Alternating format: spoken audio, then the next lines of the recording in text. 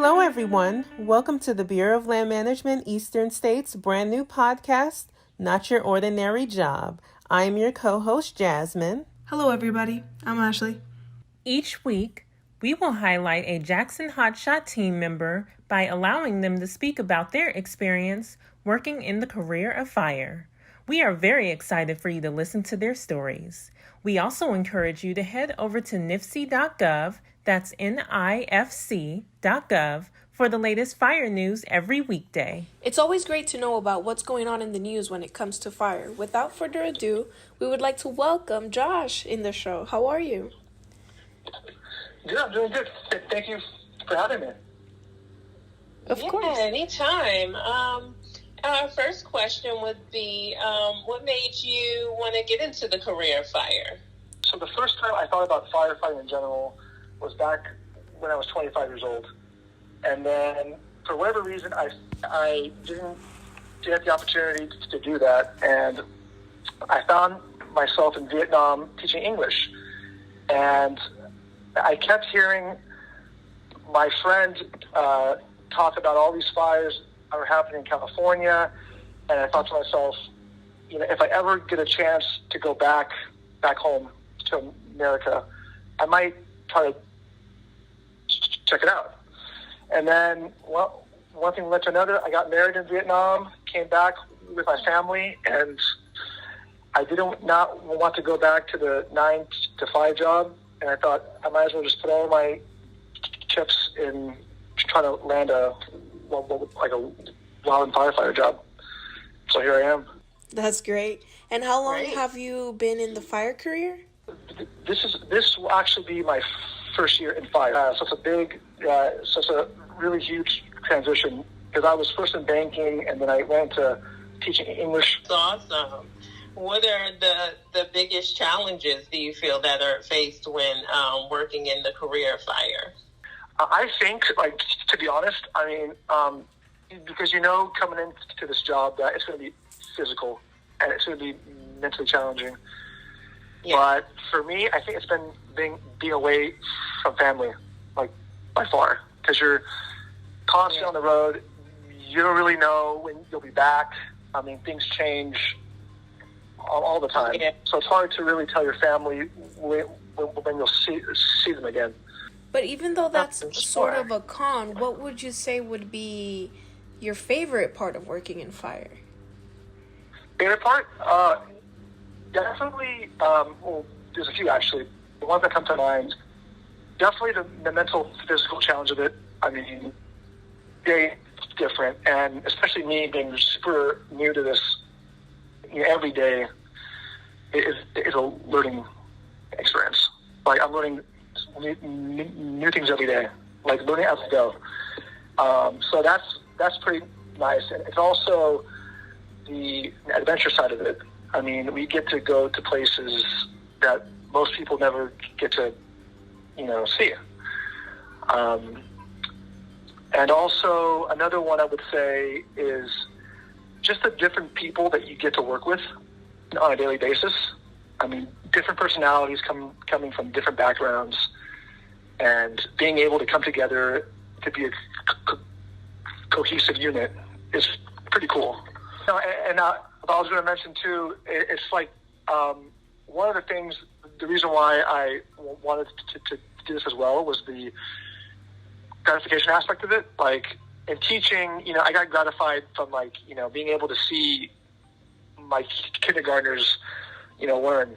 The progress. Learning, progress. And then I kind of got that same feeling in fire, because you're doing something for the public. And that's always, coming home to that, knowing that you to keep people safe, to keep the environment. It's kind of a nice feeling. That's great. And since it's your first year in fire, do you have any goals that you would like to accomplish in fire, or have there been any goals that you've accomplished so far? Well, goals so far, it's definitely getting on a shot crew my first year.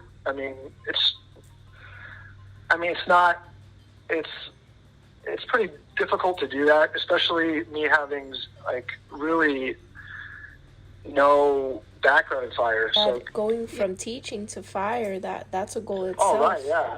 Yeah. It's an accomplishment in itself.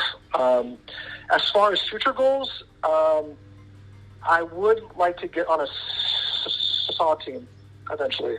What does the SAW team represent? Being on a SAW team, there's some rewards to that, you know, because they're the ones that first get in on the action.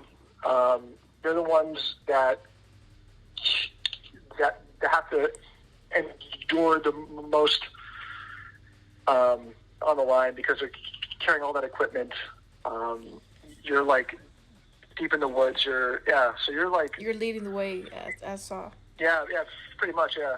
So in this year that you've been with the team, what would be one success story that you guys had?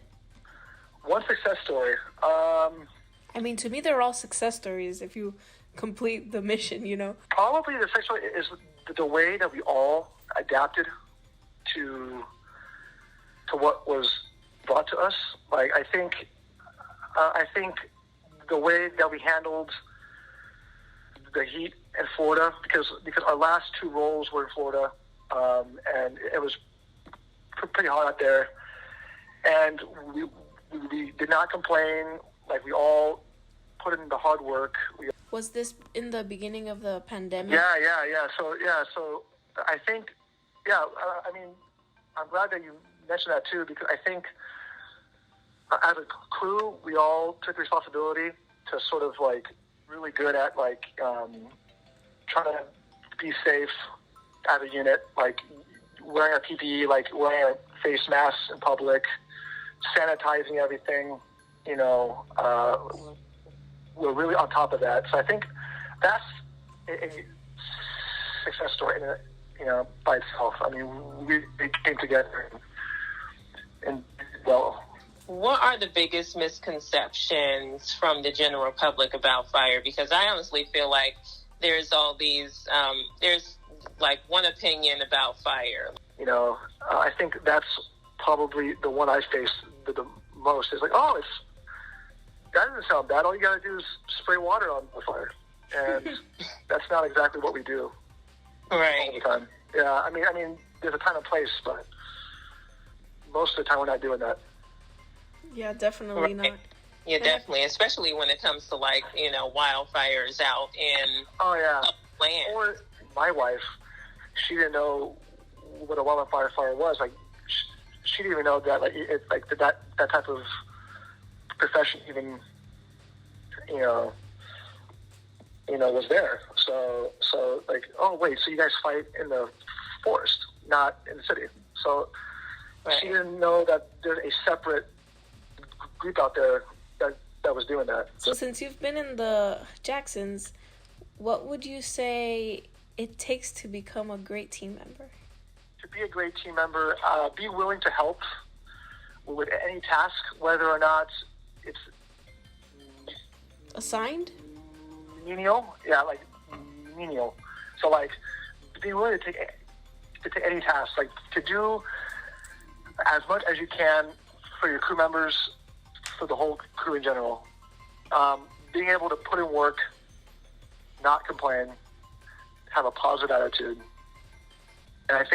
and be sort of adaptable. Definitely. Well, we would like to thank you for allowing us to interview you, Josh. We're happy we got to interview you. Thank you. Yeah, thanks a lot. Appreciate you guys. Listen to our podcast every Friday to learn more about our Jackson Hotshots. Don't forget to listen to our content and share on our social media.